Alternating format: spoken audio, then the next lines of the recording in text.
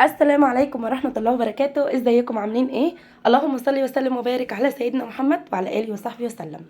بصوا بقى كده الفيديو بتاع النهارده كده كله نشاط وحيوية وطاقة ايجابية. بس قبل ما ندخل في الفيديو ونشوف هنعمل ايه مع بعض، يا ريت تحطوا لايك للفيديو لو عجبكم وتشتركوا في القناة لو لسه ما اشتركتوش. حابة ارحب بكل الناس اللي انضموا معايا ونوروني وشرفوني، واحب اقول لكم طبعا وجودكم على راسي من فوق. وطبعا الناس اللي بتدخل تتفرج على الفيديو بتنسى تحط لايك، يا ريت تحطوا اللايك يا جماعه وتشتركوا كمان في القناه لو طبعا لحد دلوقتي يعني ايه لسه مشتركتوش. هنعمل ايه بقى كده مع بعض النهارده الروتين بتاعنا كده كله نشاط وحيويه بجد كده وطاقه ايجابيه. ومن احسن الفيديوهات اللي انا بحب اعملها الفيديوهات اللي بعملها في اوضه ولادي، بصراحه بتكون بحبها جدا حقيقي يعني.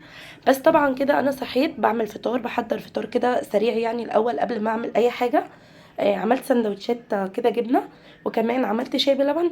وكل واحد بقى من ولادي كده ياخد سندوتش وكوبايه شاي بلبن بتاعته، ونقعد نفطر. وبعد كده ننتشر بقى كل واحد وراه حاجه يتوكل على الله ويقوم يعملها. السندوتش اللانشون اللي عليه بيض ده بتاعي وانا بحبه يا جماعه، عشان محدش يقول ايه العك ده، انا بحب السندوتش ده او مفضل بالنسبه لي. بصوا بقى كده بعد ما فطرنا الحمد لله، ونقوم بقى كده نشوف شغلنا نشوف هنعمل ايه. بصوا، تشوفوا الأوضة تقولوا نظيفة ورايقة وجميلة، بس عارفين اللي هو من بره الله الله ومن جوه يعلم الله. والله العظيم هو كده بالظبط. طبعا بقى اعذروني على صوتي كده، حاسه ان هو مكتوم. انا بجد تعبانه اليومين اللي فاتوا دولت، وكان عندي دور برد مظبطني. وطبعا زي ما انتم عارفين برد الصيف كده بيقولوا اشد من الصيف، فبصراحه يعني الحمد لله بدات كده ان انا اتحسن واروق.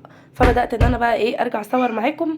حتى لو تلاحظوا اليومين اللي فاتوا ما كنتش بصور فيهم فيديوهات، والفيديوهات اللي كنت حتى بنزلها مثلا على الفيس او كده دي حاجات عندي متصوره اوريدي يعني. دخلنا على الاوضه، عملت ايه؟ طبعا شلت الملايات عشان الملايات مش نظيفه. عايزه اقول لكم مفيش حد بينام في الاوضه دي، والله العظيم بقى لنا فتره زي ما قلت لكم قبل كده كتير. ولادي بيحبوا يناموا في الارض، بيناموا على البلاط وبيشغلوا المروحه. انا مش فاهمه ده يعني، انا حاسه ان هو خطر كمان وغلط عليهم وهيحسوا بكل ده لما يكبروا.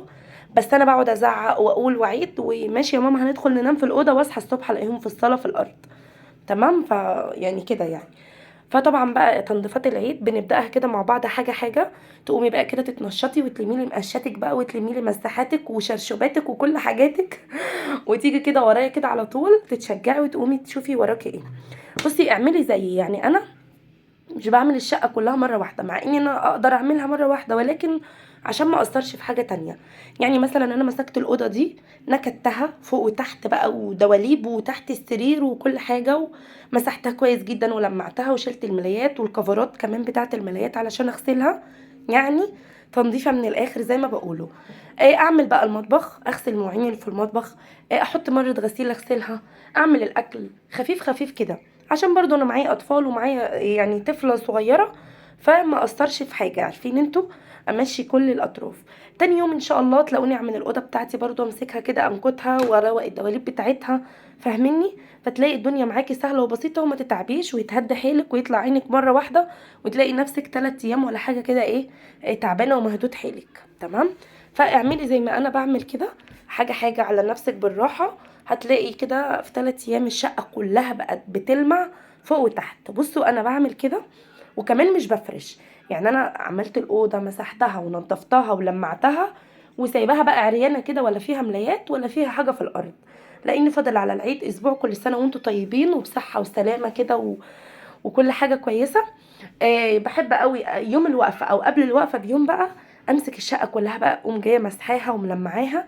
يعني ما بتاخدش بقى كده ايه، ما بتاخدش ساعه، هي نظيفه. مش بفتح بقى تحت السراير ولا الدواليب ولا الكلام ده كله، بيبقى مثلا تلميع كده السيراميك من على الوش، وبجلانس كده بلمع الازاز، المع الخشب، عشان تبقى روايح العيد بقى. عارفين انتوا روايح العيد الجميله دي اللي بتبقى في كل البيوت عامه يعني.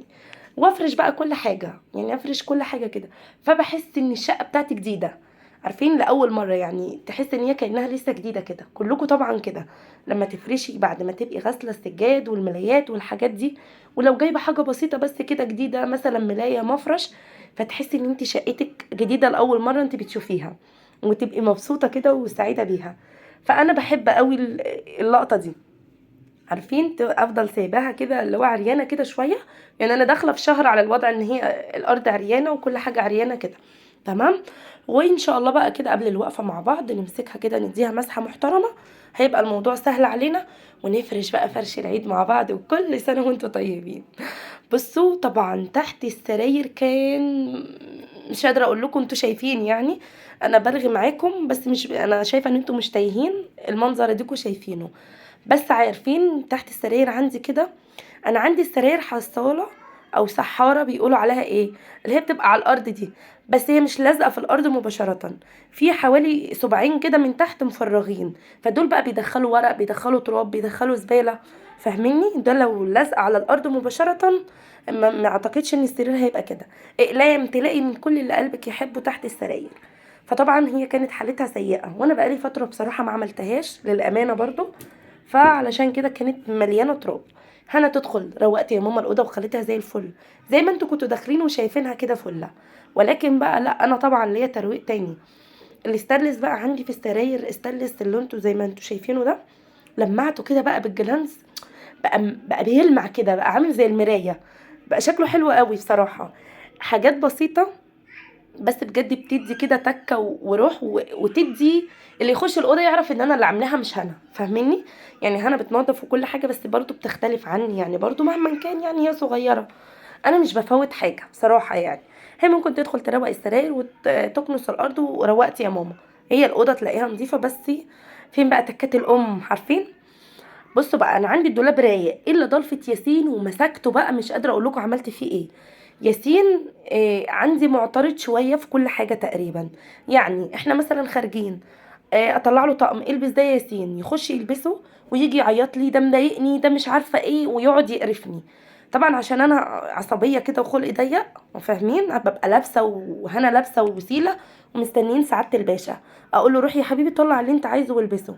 يدخل بقى يقلع زي ما انتوا شايفين كده ويرمي في الدولاب. ويطلع هدوم تانية. وهكذا يوم على يوم لما يبقى منظر الدولاب زي ما انتوا شايفينه كده. وانا عشان عارفه ان انا هقلب الاوضه فسيبته بقى لما ايه. حالته تدهور. فطلعته بقى كله كده ورتبته وكان في حاجات بقى صغرت وكان في حاجات بقى مش نظيفه. عارفين؟ فقعدت بقى بصراحه كده فرسته. وجبته بقى كده مسكته من ودنه قلت له عارف انا لو شفت منظر الدولاب بالمنظر ده تاني هعمل فيك ايه. مش هقول لك انا هعمل فيك ايه. زعقت له بصراحه لان ياسين عندي مهمل. جدا. مهمل يعني بحاول ان انا اعلمه. ولكن هو مهمل بالذات في الدولاب. عارفين؟ هو اتعلم حاجات كتيرة الحمد لله يعني غيرت فيه حاجات كتير. ولكن الهدوم يقول لي انا ما بحبش اطبقها. انا بزهق. فيقلع ويرمي كده وماما هتطبق. فبصراحة طلعت الضرفة بتاعته بقى كده قلت بالمرة. هي ما خدتش معايا 5 دقايق يعني. ولكن انا برضو ما بحبش تطبيق الهدوم. يعني انا ما بحبش اسيب الدولاب يبقى كده علشان انا ضد ترتيب الهدوم ده جدا بكرهه اصلا. فما اقدرش اعمل الدولاب كله مره واحده ازهق. باخد ضرفه ضرفه. يعني فاهميني؟ النهارده عملت ضرفته بكره اعمل ضرفه هنا وهكذا عشان انا مش ماليش في ما عنديش خلق للهدوم. بصوا يا جماعه خليكم شاهدين عشان بكره ولا بعده. اصور لكم تاني واوريكم منظر الدولاب ومنكم ليه بقى. خلاص بعد ما خلصته بقى كده برضو قلت اما اديله بقى تلميعه. شايفين بقى الاستانلس اللي فيه ده. كان مطرح ايديهم كده مبسطم كده. لما لمعته بالجلانس بقى عامل زي المرايه. بتقفلي نور الاوضه بتحسي ان هو عامل بيضوي كده فيها ما شاء الله اللهم بارك. فالاوضه دي اصلا انا حباها جدا. بعشقها.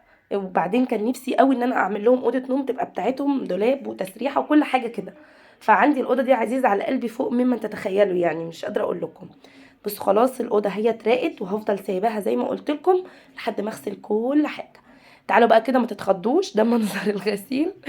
هبدا احط كده مره في مره لحد ما يخلصوا. ده كان فيديو النهارده لو عجبكم ما تنسوش تحطوا لايك.